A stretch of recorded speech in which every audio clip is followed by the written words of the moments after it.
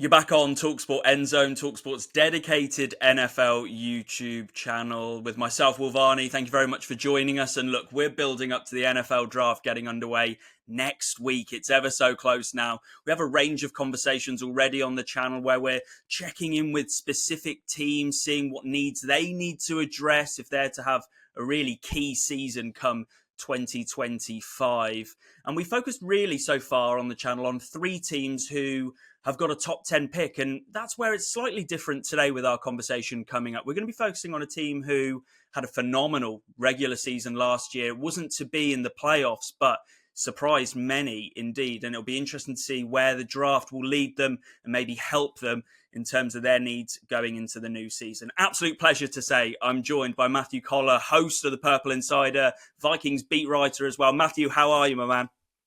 I'm doing well, Will. I'm doing well. We've reached the point in the offseason where we just need this draft to happen. I've done enough mocks. I've read everybody's analysis up and down, a million different ideas for the Minnesota Vikings. So let's get going, Roger Goodell. Get to that podium and start drafting some players here.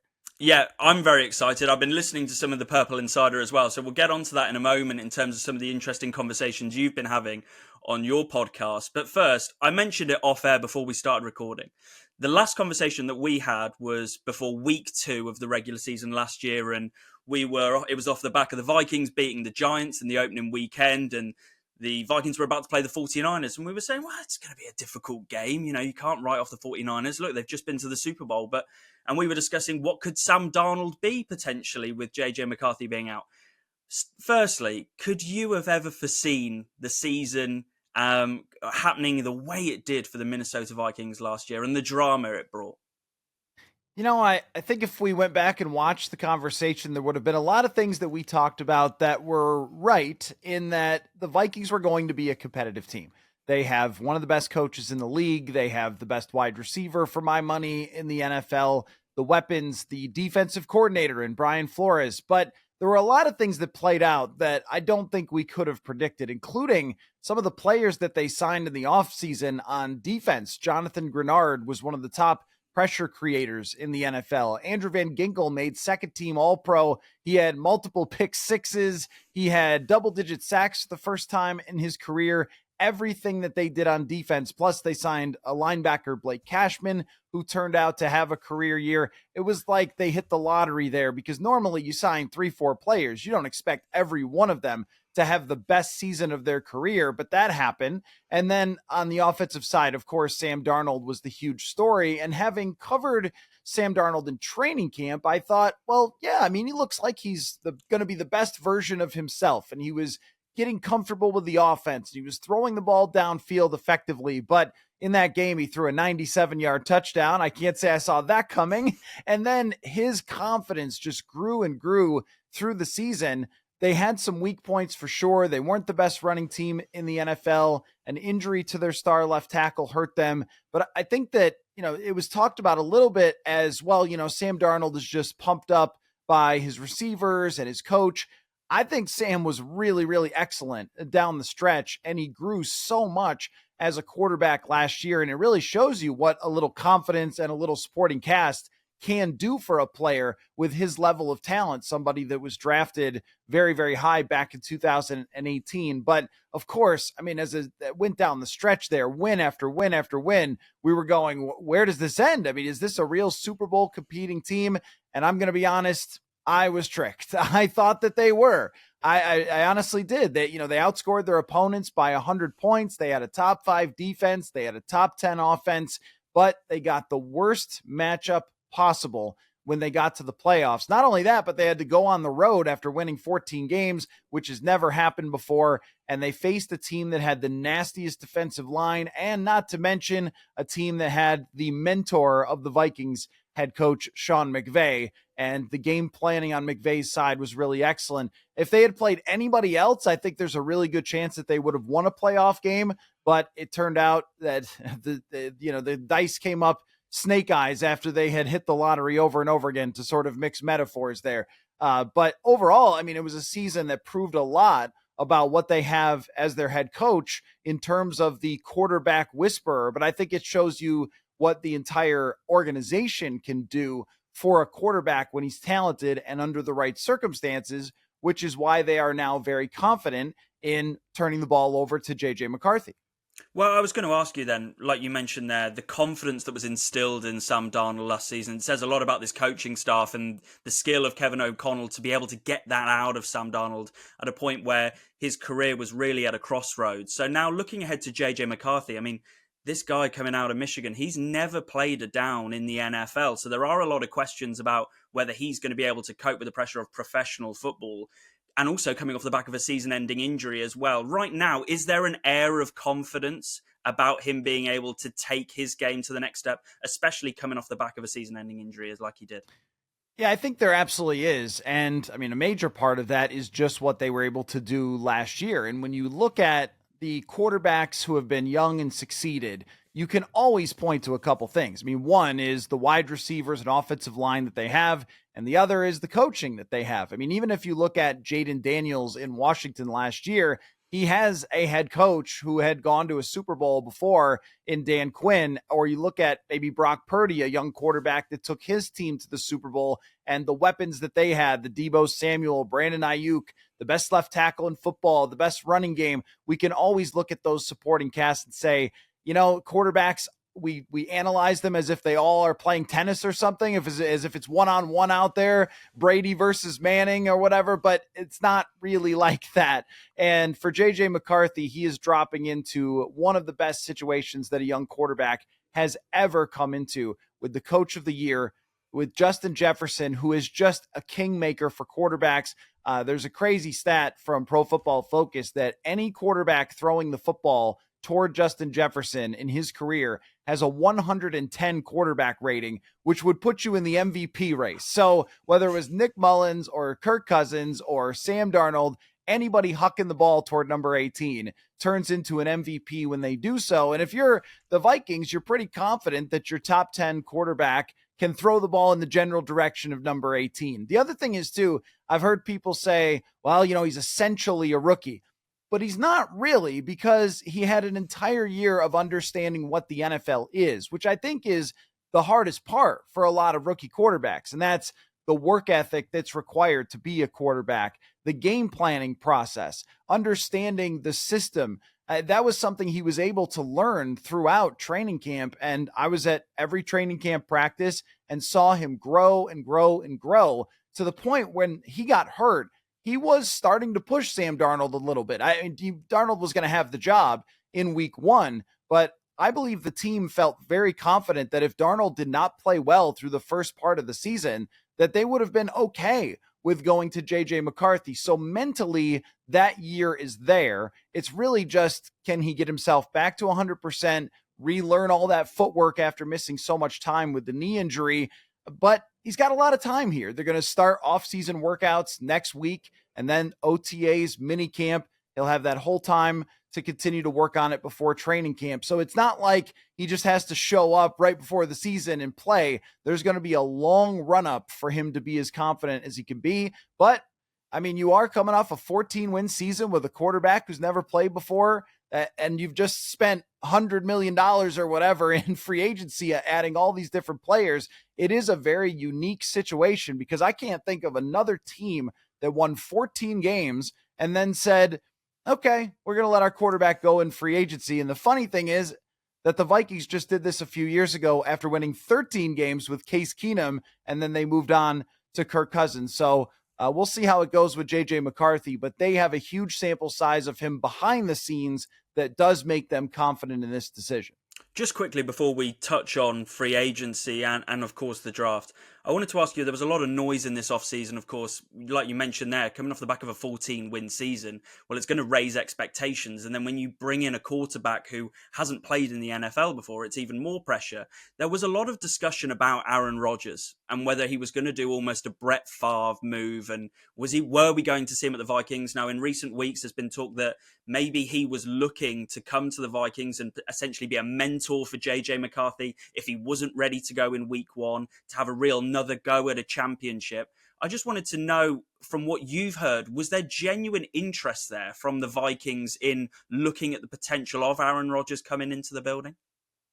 Yeah, I believe that there was. But on Aaron Rodgers' side, you can see why he would want to come to the Vikings to take one more shot. I think if you polled all 32 quarterbacks, that the Vikings would be in their top 3 or 4 teams that they would say they wanted to play for, because of that's not just Jefferson. It's also a Pro Bowl tight end, a first round pick quarterback, a first round pick left tackle, a Pro Bowl right tackle. There's a lot here to work with. And then with Kevin O'Connell and his deep understanding of offensive football, of the passing game for sure, the downfield passing game in a league that is having less success throwing downfield, the Vikings are still finding ways to do it more. And were one of the best in the league last year. So if you have an arm still like Aaron Rodgers, I mean, you're thinking, let me throw that football downfield to Justin Jefferson. I'll come and bring you guys to a championship.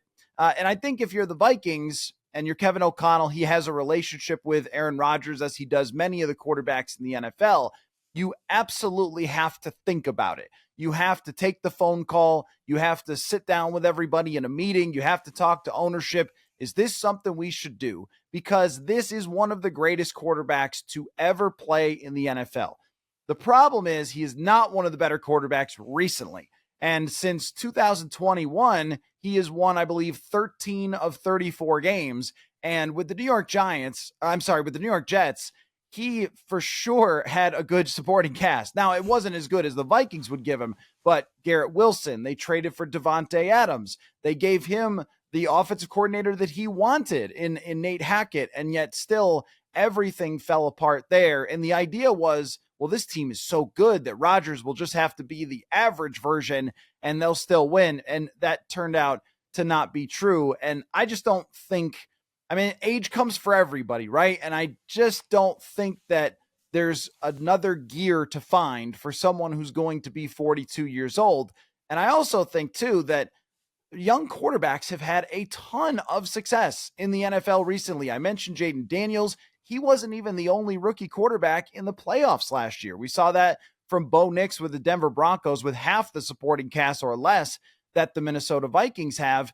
And we go back, I mentioned Brock Purdy. It was his second year starting in the NFL. He goes to a Super Bowl. It was year 3 for Jalen Hurts with his first Super Bowl that they lost to the Kansas City Chiefs. Even you go back a few years, Jared Goff was in year 3 when he went to the Super Bowl. So we've seen this model for success work so many times where a team brings in a young quarterback, they stack everything around him and say, kid, go get him. And then a lot of times it has been successful. So I think the Vikings made the right decision, but I fully understand why, if you're the head coach of the team, if you're the ownership, that you would say, now, wait a minute, we've got this super stacked team that just won 14 games. We can probably predict what Aaron Rodgers is going to do a little better than JJ McCarthy. But I just think that's kind of a fallacy because of Rodgers' age and recent performance and how well young quarterbacks have done. And what the front office managed to do in this offseason already is strengthen this team even further. They analysed, they assessed where the weaknesses were. And I suppose free agency, the money that they spent, those improvements on the interior of the defensive line and on the offensive line as well. Will Fries, Ryan Kelly coming in, having to stabilise that line. And I know that obviously Christian Darrisaw missed a big portion of time last season, but you would have to say then with an even better offensive line in front of McCarthy this season. What did you make overall of the moves that they made in free agency, assessing where they really needed to make improvements? And they certainly did, in my opinion. What did you make of it? Yeah, I think if you watched the last 2 games that they lost against Detroit in the battle for winning the NFC and then against the Rams, and if I asked you, hey, what do they need in the offseason? And you made a list, you would have said, well, they definitely need some more interior offensive line. They got blasted on the inside of their offensive line. You would have said they probably need more pressure on the interior of the defensive line. You can't just ask these edge rushers and blitzers all the time to do all the work.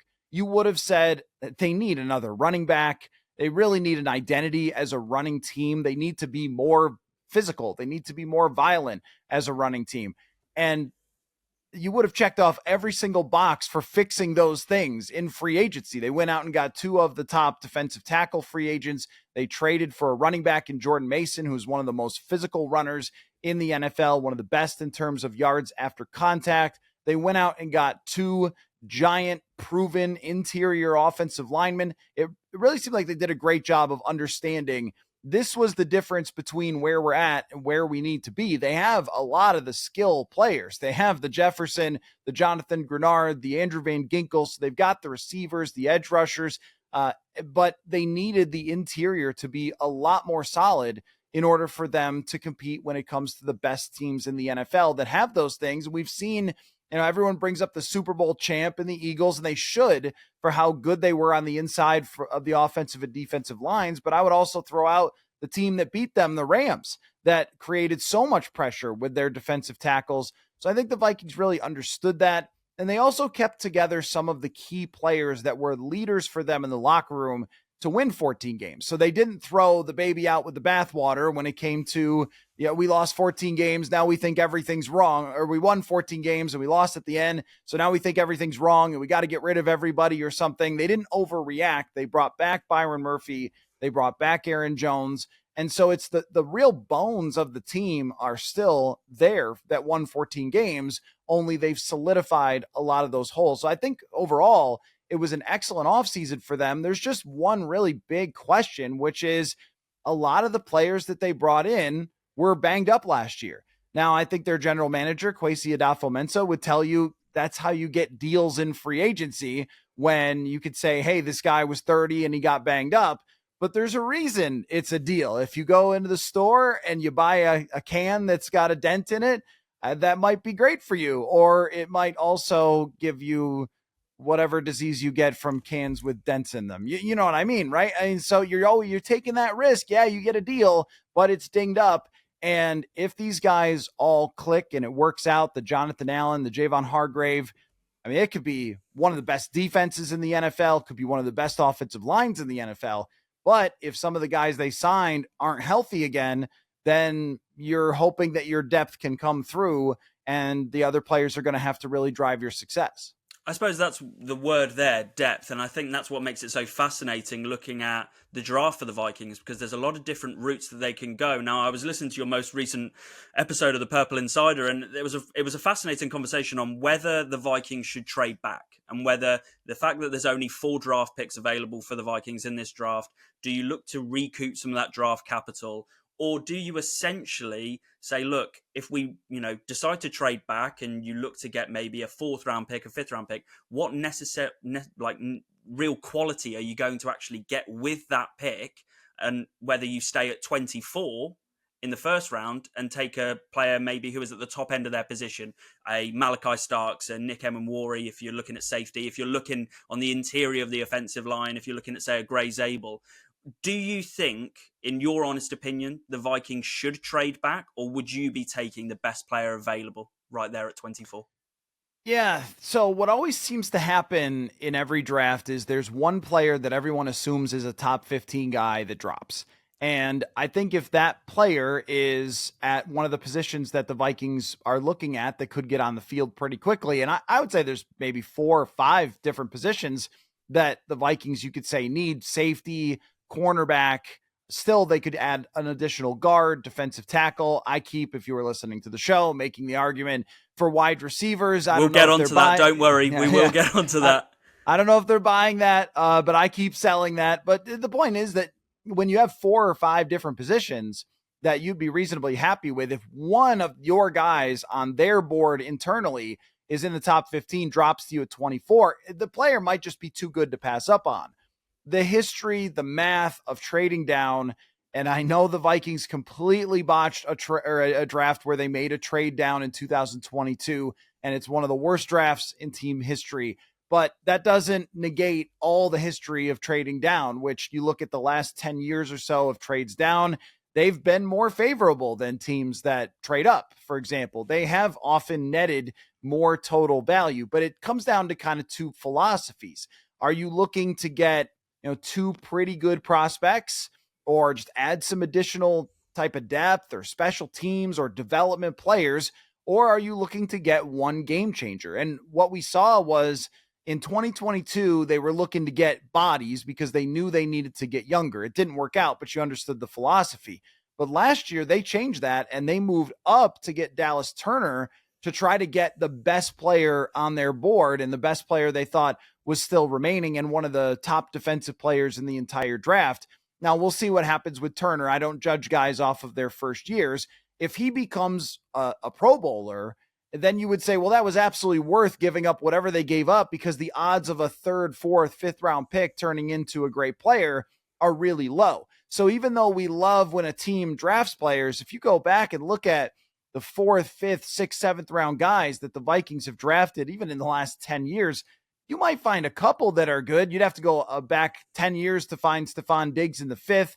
Josh Metellus was a sixth rounder who they developed over 3 seasons. Cam Bynum just got paid. Those are really the only guys I could think of, though, out of a couple dozen players who have been drafted at the back end. So it might be their philosophy that the undrafted free agent players have the same odds as fifth, sixth, and sevenths, and you need to make sure you get the best possible prospect that could be a game changer. So I kind of go back and forth all the time on this, because the bigger evidence says you should trade down. And I do think in this draft, it might be a little bit unique, because every mock that I look at or every simulation that I do on the show, I get to 24 and go, it's like 7 guys that they should be happy with here. And when that's the case, then yes, move down. But if the rest of the NFL also sees that area is pretty strong, then who's trading up in a draft where I'm not sure how many quarterbacks are going to go? And that's usually the only position that people are desperate to trade up. So there's a lot of back and forth, and it makes for good conversation. I'm very intrigued to see which way they see that come draft night. There are a lot of moving parts, like you mentioned there, and in terms of those positions that you just mentioned there, we'll get on to wide receiver, because I think it's a really interesting point that you made on the podcast. But some of those other positions that you mentioned there, safety, the fact that Harrison Smith's entering the twilight years of his career, and Cam Bynum's now gone to the Colts in free agency. You mentioned there the interior of the offensive line, whether they maybe wanted to improve at left guard potentially. And then cornerback, I think, is quite interesting. You know, in terms of, if somebody like a Will Johnson or a Jahdae Barron, if they would slip and if they would fall, is that something that could potentially entice the Vikings at 24 to go out and get one of their guys and be an outside corner for the future? Which position in particular do you think they should prioritize if they were to take a pick at 24? Yeah, that's the hard thing, because cornerback is, I think, a more valuable position than safety, or I put it this way, harder to replace. I mean, they're both quite valuable, but it's harder to find great corners in free agency than it is safeties. There were a bunch of great safeties in free agency this year. Javon Holland signed a huge contract. I mentioned Cam Bynum. Justin Reed from the Chiefs signed a big contract. So normally teams will let free agents go at the safety position, but if they have a great corner in his prime, they are going to lock up that corner. Same goes for defensive tackle, which is part of the argument that I went through the top 25 paid defensive tackles, and I think 14 of them were first round picks, and more than half of them were still with the team that drafted them. Like, they just don't come available all that often, and if they do, it's because they got injured or something like that, or didn't work out. So there's a kind of scarcity issue with some of these positions. That's why defensive tackle is so interesting to me. They signed 2 defensive tackles, but they're both in their 30s, and they're both on essentially 2-year contracts. Plus, you can rotate defensive tackles. So that's something that has to be considered too, that certain positions, like wide receiver, you can just work onto the field even if the guy isn't necessarily the starter. That's not usually the case with the safety position or guard. Like, you kind of have to start that guy. I think too, I mean, we're talking about getting maybe the best player in the entire draft at his position at 24. So if you're talking about a safety or you're talking about a guard, that could be the first guy off the board while 5 tackles have gone, or where 5 defensive ends have gone. And that makes it intriguing to me as well. That doesn't quite answer your question, because it's something I've gone back and forth time and time again of, like, what would really be a game changer for them? What position? And I think corner is definitely one, but I also think guard has a good argument, because offensive lines are usually about your weakest points, not just your strongest players. You can have an all-world left tackle and have a horrible offensive line, but if you have 5 guys who are very talented, a $17 million right guard, a $30 million left guard, a $30 million right tackle, and a left tackle and a left guard that's a first round pick. I mean, all that sounds really enticing, and there's no answer, I think, in the NFL ever in history for 5 great offensive linemen. You see it, the Cowboys got talked about way back in the day. The Eagles are kind of the modern Cowboys in that way. And I think it's a cheat code if you could put together 5. It's very, very hard to do it, but the Vikings kind of have that opportunity if they take the best guard off the board. So I don't know. There's great arguments. You just pick a position, throw it out there, and then make the argument. You're like, hey, I'm pretty convinced by that. So I think safety and guard, though, do stand out as the more immediate needs than pretty much anything else. And like you just said there, the Detroit Lions, for example, built their team through the trenches, really, with Dan Campbell and that offense with Ben Johnson. So it'll be interesting to see, especially like I mentioned earlier, that injury for Christian Darrisaw, which saw him miss the rest of the season. They have to trade to bring in Cam Robinson. If they had at that point, say, a versatile offensive lineman who could play a variety of different positions, whether that would keen the interest of Kwesi Adofo-Mensah and Kevin O'Connell come this draft. Just a final couple of questions from me, Matt. In terms of the wide receiver argument then, because I listened to this on the podcast, I found it very fascinating because many people would look at, the roster right now and go, what are the needs? What's essential for the Vikings if they're to improve, if they're to really have a championship run proper? You've got Justin Jefferson, arguably the best wide receiver in the league. You've got a phenomenal wide receiver too in Jordan Addison. So when you mention the names of, say, Matthew Golden or Emeka Egbuka, if they were available at 24, that's something that might pique your interest. Why is that? Well, number one is if you go back in Vikings history, they had one of the best offenses of all time with 3 great wide receivers, 3,000 plus yard wide receivers, Randy Moss, Jake Reed, and Chris Carter. And I don't know how you stop when you have 3 of them. Right now they have 2 and some other guys. Jalen Naylor was okay. And they brought in Rondale Moore, who's had a little bit of a history in the NFL, but if you add a first round talent to that, someone explain to me how you're covering everybody. And I think when you look at a Brock Purdy, he kind of had this with Christian McCaffrey as a receiving running back, but Brandon Ayuk, Deebo Samuel, George Kittle, Christian McCaffrey, if you can make it 4 weapons on an offense that are top notch at their position, I think that that's the best possible thing that you could do for your quarterback. And still in a league that, defense is always great, and you get to the Super Bowl, and we always say defense wins championships if there's a good defensive performance or something in the Super Bowl. But even look at Jalen Hurts with Saquon Barkley, Devontae Smith, AJ Brown. That's 3 first-round draft picks, and Dallas Goedert is a second-round draft pick. They're very good tight end on that team. So I look at it as, even though it's not necessarily a need right now today, the more you can do, the better. And not to mention, there's a possibility Jordan Addison gets suspended for a couple of games. And also, it's very clear from guys like T. Higgins or DK Metcalf, number 2 caliber wide receivers are getting $30 million. And Jordan Addison is going into his 3rd season. That means he is very close here to a 5th-year option that's going to be very expensive, or a contract extension that's going to be very expensive. I've always believed that you draft for a year or 2 down the road, not just your very immediate needs. You could fill those in free agency. And just anything that you tell me is going to make JJ McCarthy better, like, hey, do it. I'm all in on the wide receiver idea. I do not think they are. I think that they'll take one eventually, maybe in the 3rd or the 5th round, and they'll hope that they can develop somebody. But I think it's one of the most valuable positions to take. And just to throw you a stat that I mentioned on the podcast, of the top 25 PFF graded wide receivers last year, 22 of them were with the team that drafted them. Meaning, once again, teams do not let these guys go. If they have a good wide receiver, as we saw from Cincinnati, the notoriously cheapest team in the league was like, okay, this is where we draw the line. We are not letting Joe Burrow's weapons go. So the fact that you can only really get top-notch wide receivers through the draft is also compelling to me, because if you want to get one in free agency, you have to either trade for an old and angry guy, or you have to go get a number 3 caliber receiver and give him $20+ million. Neither of those ideas to me are all that good in comparison to just picking one, and the upside is absolutely enormous.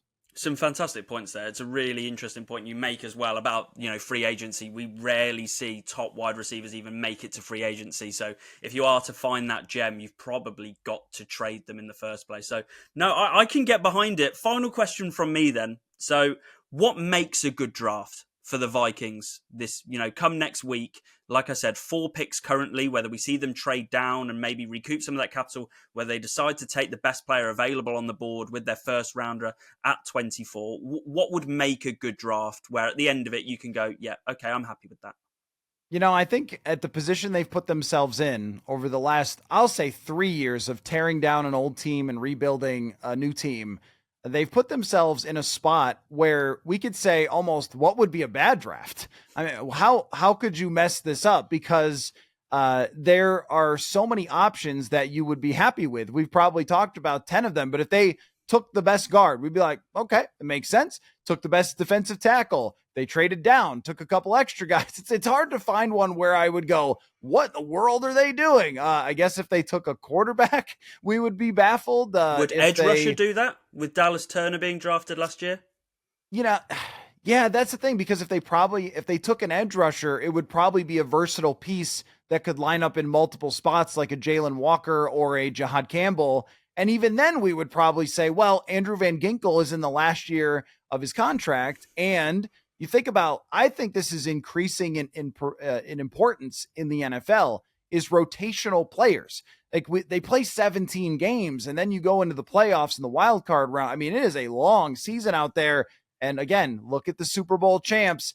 Their guy, Milton Williams, who got $26 million a year, played 500 snaps last year. If you can run out fresh guys all the time in a rotation, that's way better than playing all of your players every snap. That's what I mean. Throw me a position. I'll make you the argument. Like, even if they drafted a tackle, I'd be like, they'll probably move him to guard and it'll be fine. I mean, so I think there's a lot of different things that would qualify as giving them a good draft grade. How it ultimately works out is incredibly random. It's one of the things I'll always believe in, is the randomness of the draft, and draft grades mean nothing and that kind of thing. But I think if they get a single player that can contribute right away in some capacity and has long-term to fill a spot, then they've probably won. And that's a very vague description that they could win in a lot of ways. So, but that's what happens when you build a good roster. If you build a bad roster, then it's like, well, you got to fill all these needs today here in the draft, which is very difficult to do. Well, let's see if they mess it up next week, shall we? Matt, it's been an absolute pleasure speaking to you. Thank you so much for joining us on talkSPORT Endzone. Just before I let you go, just give us a reminder of where we can find all the great stuff that you're doing on the Purple Insider. Yeah, sure. I mean, anything Purple Insider, that's me. So I got the Substack newsletter that comes out every day, and the YouTube channel like yourself, and the audio feed as well, just all Purple Insider for your Vikings coverage. Can't wait for the draft to get underway next week. Matt, thank you as always for joining me. Look forward to catching up soon. Always a great time. Thanks, Will.